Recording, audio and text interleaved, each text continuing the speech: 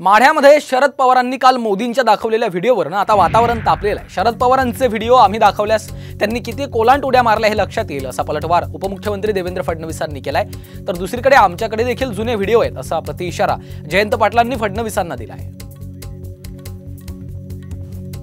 शरद पवार साहेबांचे व्हिडिओ आम्ही दाखवत गेलो तर किती कोलांटे उड्या त्यांनी मारलेल्या आहेत हे लक्षात येतील। गॅसचे भाव आणि पेट्रोलचे भाव पास थ्रू होतील हा निर्णयच काँग्रेसने घेतला होता, त्यातनं रिलीफ देण्याचं काम मोदीजींनी केलंय। त्यामुळे पवार साहेबांनी आम्हाला हे सांगू नये, त्यांचे व्हिडिओ दाखवणं आम्ही सुरू केलं तर किती कोलांटे उड्या आहेत हे आपल्याला लक्षात येतील।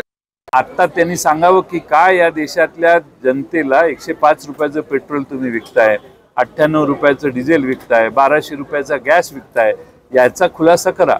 आता 20 वर्षापूर्वी काय झालं आणि 15 वर्षापूर्वी काय झालं हे सांगून त्यांचे जुने व्हिडिओ आमच्याकडेही आहेत। त्या महिला मंत्री केंद्रीय होत्या, त्यांनी स्मृती इराणी यांनी केलेली आंदोलनं